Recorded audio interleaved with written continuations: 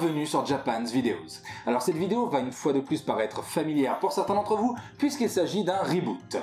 Mais rassurez-vous, c'est le tout dernier reboot que je ferai sur cette chaîne, promis. Bon, la culture japonaise, comme n'importe quelle autre culture, regorge de superstitions. Et ces superstitions peuvent pour un occidental sembler un poil étranges voire intrigantes. Je t'invite d'ailleurs à me dire dans les commentaires si tu es superstitieux ou non. Et si tu ne veux pas que le mauvais sort s'abatte sur toi, je te conseille vivement de t'abonner si ce n'est pas déjà fait. Je te propose donc un petit tour des superstitions japonaises les plus chouettes. C'est parti! Cette première superstition date de l'ère Edo, qui débute en 1603 et se termine en 1867. En effet, siffler le soir attirerait les serpents. Alors je ne sais pas toi, mais en ce qui me concerne, j'adore les serpents. Mais comme dans la plupart des cultures, les serpents ne sont malheureusement pas très bien vus au Japon. Bon alors évidemment, si tu es dans une ville comme Tokyo ou Osaka, pour ne citer que les plus connus, la probabilité pour que tu croises un serpent est quasi nulle. Cela dit, si tu es en campagne, fais attention à toi. Surtout à Okinawa, l'archipel le plus au sud du Japon, qui est infesté de la fameuse habu, une vipère au venin mortel. Pour s'en débarrasser, les Okinawan ont fait venir des mangoustes, dont le serpent est un de leurs mets favoris. Cependant, les mangoustes s'en sont lassés et ont commencé à bouffer toute la petite faune locale. Et tout comme les chats, les mangoustes sont des nuisibles, et se reproduisent donc à une vitesse folle. Tant et si bien que Okinawa est aujourd'hui infesté de habu donc, et de mangoustes. Morale de l'histoire? À toi de me le dire. Bref, on s'égare là. Allez, superstition suivante. Le chiffre 4 porte malheur au Japon, car son idéogramme peut se lire Shi. Or, l'idéogramme qui signifie mort peut lui aussi se prononcer Shi. Les Japonais évitent donc d'utiliser le chiffre 4. Dans les hôtels par exemple, il n'y a bien souvent pas de chambre 4. Pour le chiffre 9, c'est à peu près pareil, mais on évite de l'utiliser dans les hôpitaux, car l'idéogramme 9 peut se lire Ku, tout comme l'idéogramme de la souffrance.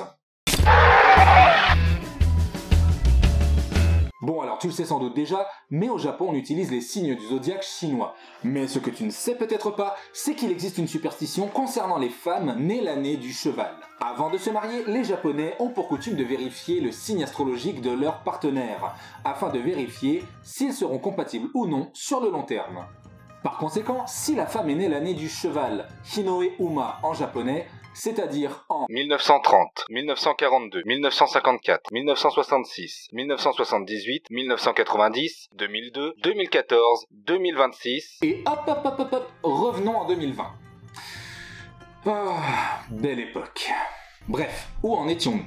Ah oui, les femmes nées Hinoe-uma. Eh bien, les pauvres femmes auront bien du mal à se marier, car les femmes Hinoe-uma sont connues à travers l'histoire du Japon pour tuer leur mari, ou du moins vouloir leur faire du mal. D'autres sources, un poil moins glauques, disent que les hommes mariés à des femmes Hinoe-uma ont beaucoup de chances de mourir avant leur chair étendre. Cela dit, rassure-toi, ces femmes pourront tout de même trouver l'amour si elles se marient à un tigre ou un singe. Alors le signe du zodiaque, hein, pas l'animal. Espèce de dégueulasse. Et dans le Kansai, ce sont plutôt les femmes nées l'année du bélier qui porteront la poisse. Si tu emménages au Japon, n'oublie pas ta boussole. Oui, c'est tout con, mais on n'y pense pas.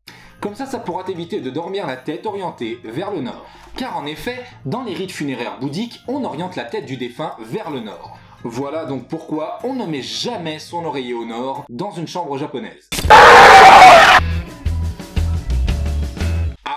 Ça y est, on entre dans le vif du sujet avec des superstitions un peu plus glauques. Évitez surtout de vous couper les ongles la nuit au Japon, car sinon vous ne serez pas présent lorsque vos parents mourront. Mais quel est le rapport entre les ongles et le décès de ses parents, bordel de merde? Eh bien à cette époque il n'y avait pas d'électricité. Se couper les ongles la nuit se faisait donc au coin du feu. Or c'était extrêmement dangereux puisque les coupe-ongles à l'époque ressemblaient à des couteaux. Afin donc que les gens ne se blessent pas, on inventa cette superstition éducative et préventive. Une autre source nous dit que lorsque les gens se coupaient les ongles au coin du feu et qu'ils les balançaient dans les flammes, cela dégageait l'odeur d'une crémation. Appétissant.